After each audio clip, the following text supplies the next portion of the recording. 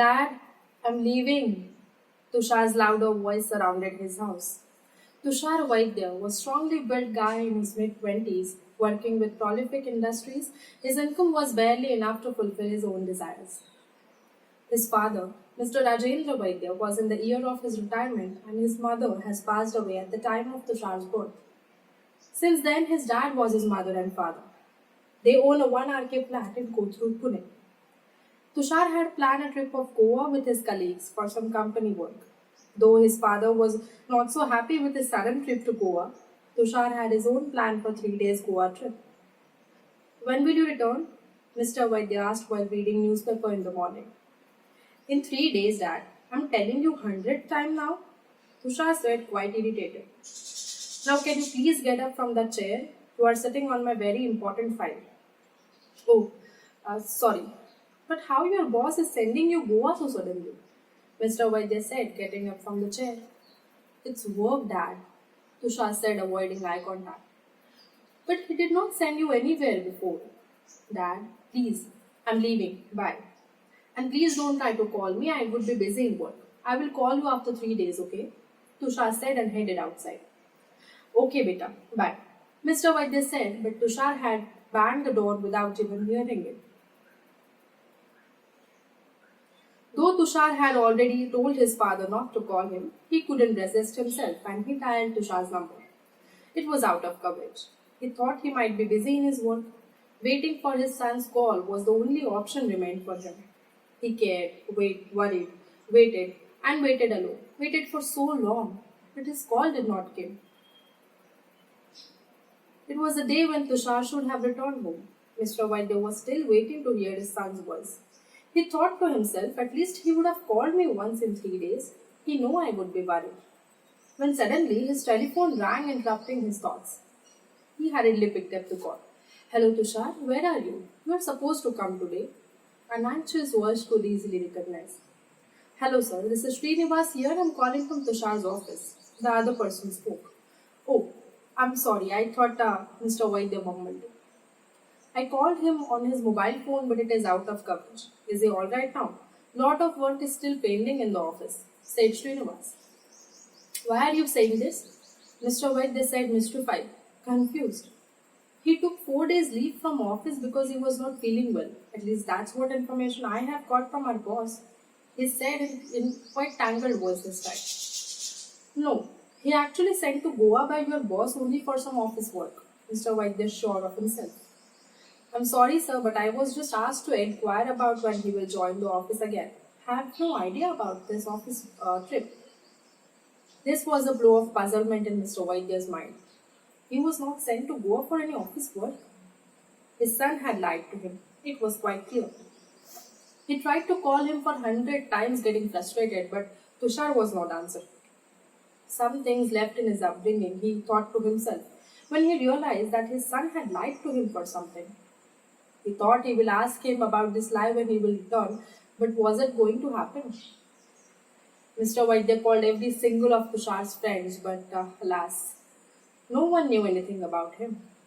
Tushar had decided and left his house, left his father to be alone. Tears rolled out from Mr. Vaidya's eyes. He looked at Tushar's framed photo hanged on the red painted wall of his room. He remembered how loyal he was with him before he made him to see this day in his life. When he opened the cupboard in Tushar's room to find out any clue, he found it empty. Tushar had packed all his belongings and took them with him. It looked like he was planning this from so long. He then opened the drawer. There was a folded sheet of paper. He took it, unfolded it. It was a letter with a capital heading. I am sorry, Dad. Dad, I know how much you love me, and I also know that I will not get any chance to tell you that I love you too. While writing this, I remembered one quote you told me once. Life becomes more beautiful when you realize people around you are all loyal to us. I'm really sorry, Dad. I'm not making your life beautiful. Yes. Yes, I was and I am not loyal to you. There was no office trip, Dad. It is not about you, it is about me and my fear. I tried to collect my nerves, but I could not. Dad, I meet one girl on Facebook and we both are in love. But I know you and uncle won't allow me for a love marriage. Dad, I don't want you to feel like it is your fault. You're the best dad. You gave me everything I asked for, but sometimes when you used to react in anger for my little mistakes, I am frightened for those situations, those memories, and I could not face that again. I could not collect my nerves to tell you about my decisions of marrying her. So I'm writing this down. Dad, I love you, but your point of view and this fear of society forced me to take this decision. I'm getting married on 17th of March. I'm sorry again. Bye. Forever. Mr. Vaidya could not hold himself up and sat down on the chair unwittingly. He could not believe what he was reading. He again picked up the phone and dialed Tushar's number, and this time he picked up the call. Hello, hello, Tushar. He tried to hear the voice from the other side, but no one spoke. Hello, beta. Please talk to me. Please don't leave me like this. I have no one after you. I will die soon. Your dad will die. Come home, beta. He was begging. Still, he could not hear anyone, but he knew Tushar was listening everything he said. Mr. Vaidya lost control of his anger now. He was thinking about people murmuring about this shit done to him by his only son Tushar. He was thinking about society talking about it, throwing stones at him. Tushar, I know you can hear me, and let me tell you, I am going to tell all this to Anil uncle. Did you hear me? He will find you wherever you are. I will not let you do this. And he banged down the receiver. I will kill him if he marries her, he thought to himself and dialed Anil's number. Anil Vaidya was his brother, Tushar's uncle. He worked with Mumbai police. With 3 stars on the shoulder, he was Inspector Anil Vaidya, Mumbai police. After 3 rings, he picked up the phone. Hello, how are you, brother? Anil said with smiling tone as he knew nothing about the situation. Anil, Tushar has run away to get married. Mr. Vaidya came directly on point, still crying. What?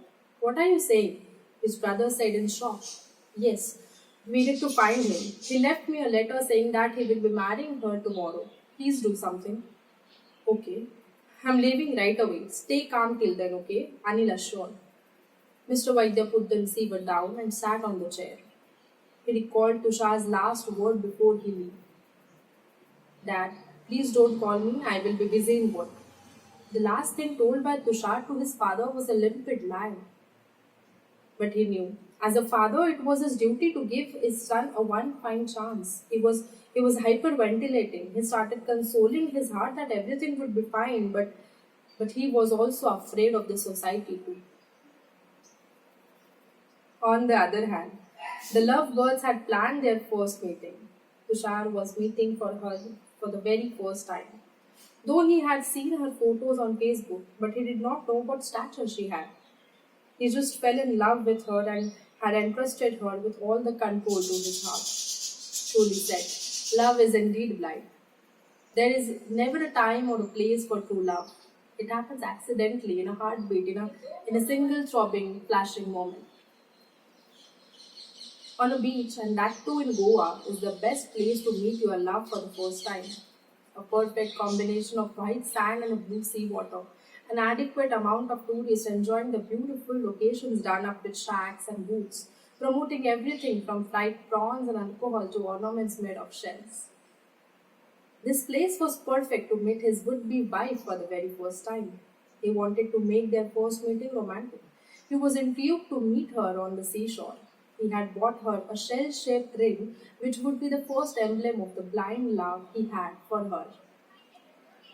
He was wearing his most expensive shirt and a shiny blue blazer that he had only bought to impress her. Holding a gift near his heart, he was waiting for her to come and hug him tight like their virtual hugs. Just like all guys wanted only one thing as their topmost priority, he was also waiting to give her an intense kiss and looked forward to their first night after marriage. Her sexy looking face and Facebook photos had already activated his imagination of her naked body in front of him. All he could think about was how his mouth sought her.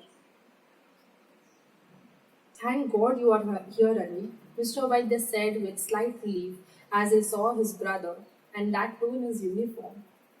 Rajendra, first you sit down here. Come. And now tell me everything from the beginning. Mr. Vaidya started telling him about Tushar's office trip and the call he had received from his office. After listening to everything carefully, Mr. Anil dialed a number on his mobile phone. Hello, I'm Inspector Anil Vaidya from Mumbai Police. I need to tap one number urgently. Also tap my number too. Now I'm going to call a mobile phone from this number. I want every bit information and the location of that number. Call me back once done. He then disconnected the call and then dialed Tushar's number. It was reachable, but he did not pick up. After some time, his phone rang again, and now it was from Mumbai headquarters. Okay, thank you. He said with a determined tone and put the phone down. Rajendra, let's go. We have found him, he said with eyes on the door. Where is he, Anil? In Goa. At beach, Tushar was still waiting for her to come towards him, running like a Hindi film actress and hugging him. Tushar had also booked a room at Renzo's Inn for their first honeymoon night. Where is she? I need to call her, he said to himself and dialed her number. They had decided to meet at 1 p.m. and it was already 2 hours late. Tushar was worried. Hello, Ria. Where are you? He asked in a soft voice. I reached Goa 2 hours ago, she said in bamboozled tone. I'm waiting for you here on beach. Why did you not came here? Dear, I can't come to the beach. But why? Where are you now? He asked perplexed. Tushar, I'm sorry. Sorry? Sorry for what? I did not tell you everything about you. What do you mean? What are you talking about, Ria? Tushar, I can't. And she started sobbing. What you can't? Please don't cry. First tell me where you are. Tushar asked with a concern. I am in the hotel room. What? Tushar was shocked to hear that. But dear, we had decided to meet on the beach. Then why did you go to the hotel directly? He asked. Because I'm forced to stay here, she said crying and disconnected the line. Tushar could not guess what she was talking about. So without any delay, he started walking towards the hotel room where he had booked the room. He thought she might have got frightened about her family finding out about both of them. But she was talking about some fruit that she never mentioned to her. Her sentence, I did not tell you everything about me, made him speed up towards the hotel. He reached the hotel and two beautiful girls dressed in a black skirts which ended just above their thighs welcomed him. He ignored their bows and walked devotedly to his room. He opened the door of the room and looked around, but he could not find anyone in the room. She might be in the bathroom, he thought, but when he looked there, he could not find her either.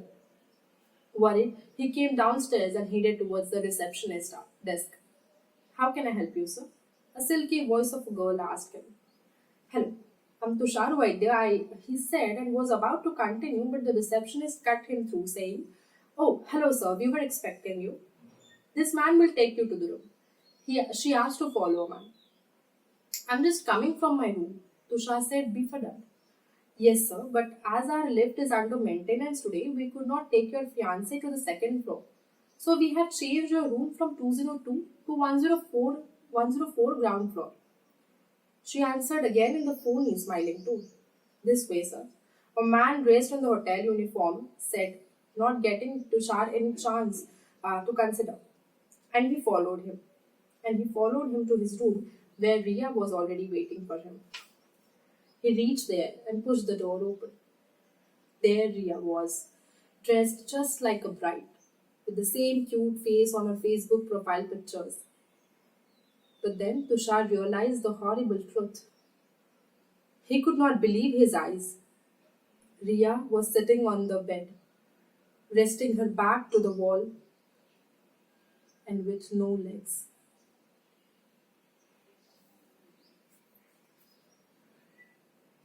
Hello everyone, if you like this video, please share, comment and subscribe to our channel. Do not forget to watch other videos as well. Stay tuned. Bye-bye.